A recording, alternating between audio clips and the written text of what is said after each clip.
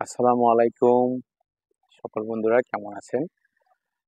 আজকে maybe SSC এবং দাখিল পরীক্ষার্থী যারা এসএসসি লেভেলের আছে ওদের রেজাল্ট দিতে যাচ্ছে।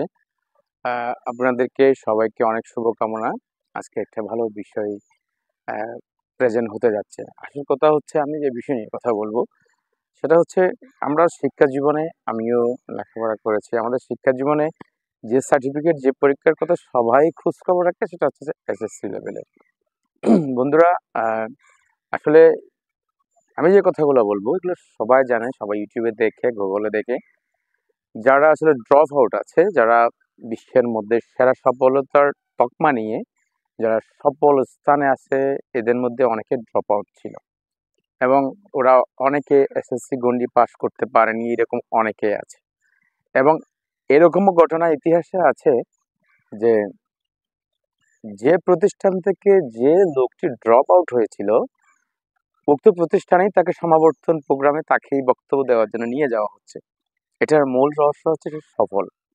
সে লেখাপড়া হয়তো ড্রপ আউট হয়েছে, কিন্তু তার হয়তো সায়েন্স লেভেলের নলেজ ছিল না, কমার্স লেভেলের নলেজ ছিল না, কিন্তু এক্সেপশনাল তার ভালো কোনো আইডিয়া ছিল, সেই আইডিয়া দিয়ে সে সফলতা অর্জন করেছে এবং সেই সফলতার জন্য তাকে উক্ত প্রতিষ্ঠানে সমাবর্তন প্রোগ্রামে তাকে বক্তব্য দেওয়ার জন্য নিয়ে যাওয়া হয়।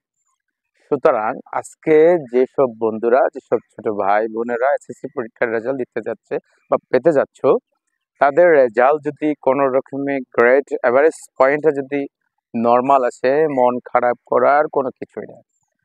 হয়তো আমরা যারা লেখাপড়া করতেছি বা যারা এসএসসি পরীক্ষা দিচ্ছি, তাদের অনেকে লেখাপড়া করানোর পিছনে যাদের অবদান, বিশেষ করে মা বাবা, ওদের অনেকে লেখাপড়ার নাই। ওনারা হয়তো অনেক কিছু নিতে পারে না, কিন্তু তুমি পরীক্ষা দিচ্ছ, তুমি এসএসসি পরীক্ষা দিচ্ছ, তোমার দুনিয়া সম্পর্কে অনেক কিছু ধারণা জন্মাই গেছে যেহেতু তুমি এসএসসি পরীক্ষা দিয়ে দিচ্ছ। তোমার যদি রেজাল্ট একটু নর্মাল আসে, অথবা ধরে নিলাম তোমার একটা বিষয়ে যদি খারাপও আসে, হয়তো অনেক মা বাবা সেটা নিতে না পারলেও একটু বকাঝকা করতে পারে। এটার জন্য কেউ মন খারাপ করবে না, কারণ আসলে এই যে বললাম, সমাবর্তন অনুষ্ঠানে যেই স্কুল থেকে, যেই প্রতিষ্ঠান থেকে ড্রপ আউট হয়েছে তাকে আবার বক্তব্য দেওয়ার জন্য নিয়ে আসা হয়, হ্যাঁ, ইন্সপিরেশনের জন্য।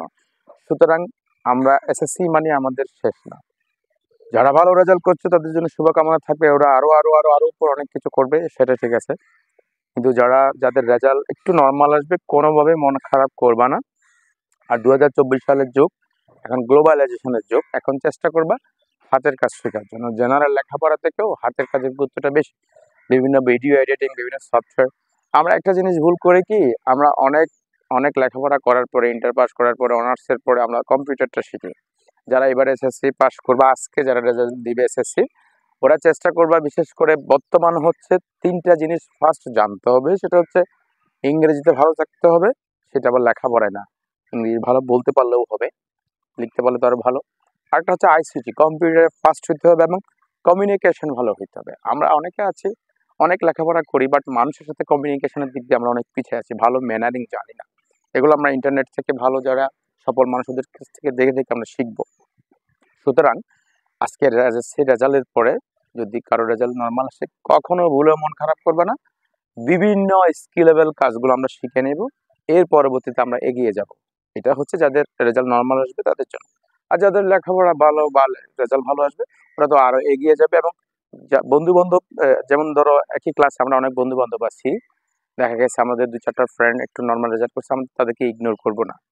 আমি এমনও দেখেছি, সবচেয়ে বড় উদাহরণ হচ্ছে আমাদের বিশ্বের সেরা ধনী, যিনি মাইক্রোসফট এবং উইন্ডোজের যিনি প্রবক্তা, হ্যাঁ, বিল গেটস। ওনার ক্লাসের সেরা স্টুডেন্টগুলো ওনার প্রতিষ্ঠানে জব করতেছে। সুতরাং আমার ক্লাসে যারা গোল্ডেন এ প্লাস পেলো, আমরা তাদের যারা একটু রেজাল্ট মশ করে আসছে ওদেরকে আমরা কখনোই ইগনোর করবো না, ছোট করবো না। বলা তো যায় না আমি অনেক ভালো স্টুডেন্ট, আমার নর্মাল স্টুডেন্ট একটা বেসিক আইডিয়া দিয়ে, ভালো আইডিয়া দিয়ে উনি সফল হলে আমি ওনার প্রতিষ্ঠানে চাকরিও করতে হতে পারে। সুতরাং কাউকে ছোট করার সুযোগ নেই। সবকিছু মিলে আজকের পরীক্ষার্থী যারা এসএসসি, সবার জন্য শুভকামনা থাকবে। ইনশাল্লাহ বেটার কিছু হবে, কেউ মন খারাপ করার দরকার নেই। ভালো ভালো, ভালো না হলেও ভালো, ইনশাল্লাহ আমরা এগিয়ে যাব। ধন্যবাদ, সবাই ভালো থাকবে। আসসালাম।